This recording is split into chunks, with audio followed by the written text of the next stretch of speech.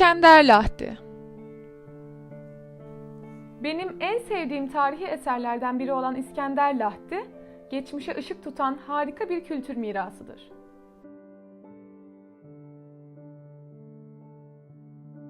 İskender Lahti, İstanbul Arkeoloji Müzesi'ndeki en önemli eserlerden biridir.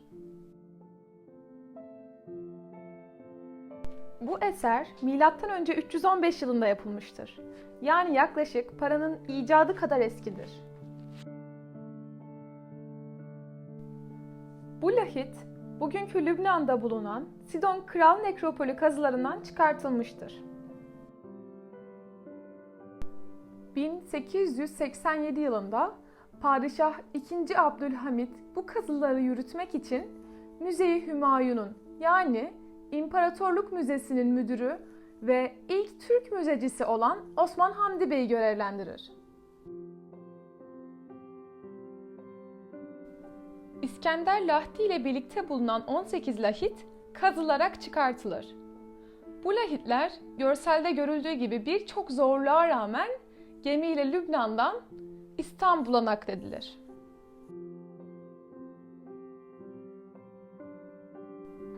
Sidon Kral Nekropolü lahitleri İstanbul'a getirildiğinde İstanbul'da henüz arkeolojik eserlerin sergilendiği bir müze yoktu. Gülhane Parkı'nın içinde yer alan Çinili Köşk, İmparatorluk Müzesi işlevini görmekteydi. Fakat Çinili Köşk'ün kapısından bu lahitler içeri sokulamaz.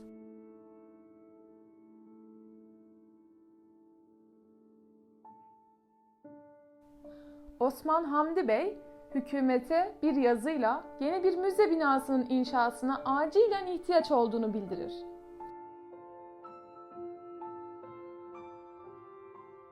Maddi imkansızlıklara rağmen Osman Hamdi Bey'in yoğun çabalarıyla kısa sürede Gülhane Parkı'nın bahçesindeki Çinili Köşk'ün karşısına bugünkü İstanbul Arkeoloji Müzesi inşa edilir.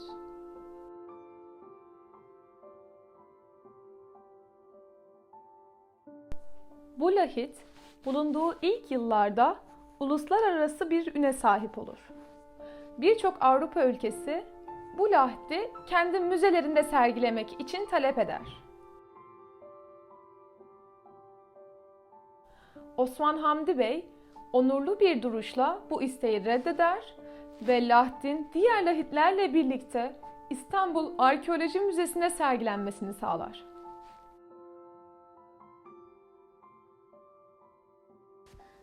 Lahit, her ne kadar İskender Lahti olarak bilinse de, yapılan araştırmalardan sonra Lahtin, tarihin en büyük komutanlarından biri olan Makedonya Kralı Büyük İskender'e ait olamayacağı anlaşılır. Fakat ismindeki bu hata değiştirilmez. Bu ad ile ünlenir ve benimsenir. Lahtin, aynı dönemde yaşamış olan Sidon Kralı Abdolonymus'a ait olduğu düşünülmektedir. Lahte, İskender Lahti denilmesinin nedeni ise üzerinde Büyük İskender rölyefinin yer almasıdır.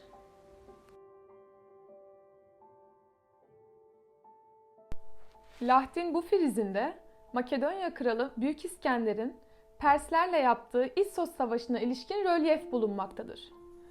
İssos günümüzde Hatay'ın Dörtyol ilçesidir.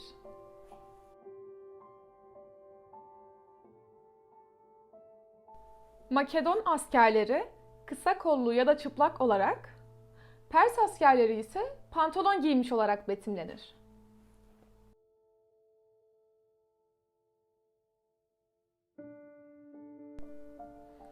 Atın üzerindeki bu kişi, o zamanlar bilinen dünyanın neredeyse hepsini fethetmiş olan Büyük İskender'dir. Büyük İskender'in Yunan tanrısı Herakles'in, yani Herkül'ün soyundan geldiğine inanılır. Hikayeye göre Herakles, kendisine verilen 12 görevden birinde etrafına dehşet saçan ve postunun delinmez olduğuna inanılan Nemea aslanını öldürür ve aslanın postunu kafasına geçirir. İskender bu nedenle aslan figürlü bu başlıkla betimlenir.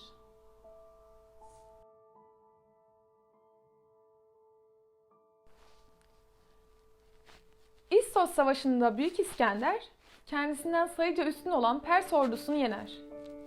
Bu savaş, Doğu ve Batı medeniyetlerinin kaynaşmasına oldukça katkıda bulunur. Bu önemli savaştan sonra her iki medeniyetin filozofları birbirinden etkilenir. Bilim ve kültür gibi konularda büyük ilerlemeler kaydedilir.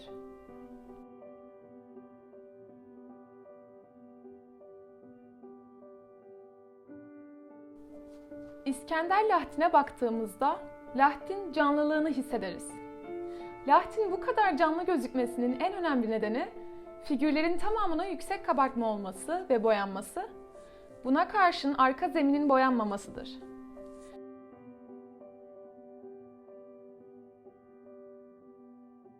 Gerçekten de Laht'e baktığımızda sahnedeki hareketlerin akışını o kadar güzel hissediyoruz ki kendimizi o anın içinde yaşıyor gibi hissediyoruz.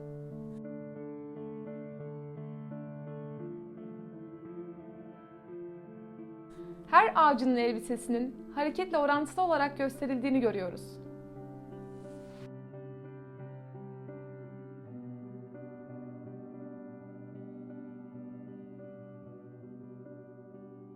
İskender Lahti bir Yunan tapınağına benzeyecek şekilde yapılmıştır.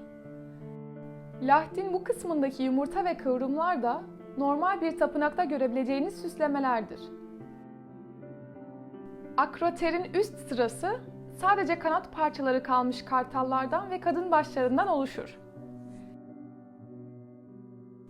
Eski Suriye'de kartalların ölülerin ruhlarını cennete taşıdığına inanılır. Kadın başları ise Anadolu ve Mezopotamya kültürlerinde tarih öncesi dönemlerden beri tapılan ana tanrıçayı temsil eder.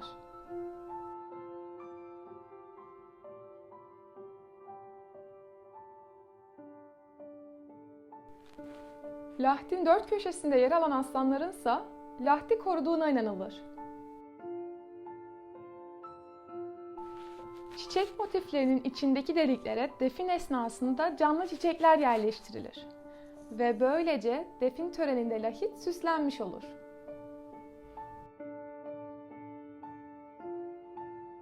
Müzenin en önemli eseri olduğu gibi dünyanın da en önemli sayılı lahitlerindendir ve bize Osmanlı Devleti'nden miras kalan bir kültür hazinesidir. Bu değerli eser, Osmanlı Devleti topraklarının ne kadar zengin bir hazineye sahip olduğunu gösterir. Osmanlı Devleti'nin arkeolojiden ve sanatsal faaliyetlerden yoksun olduğu düşüncesi bu gibi örneklerle çürütülür.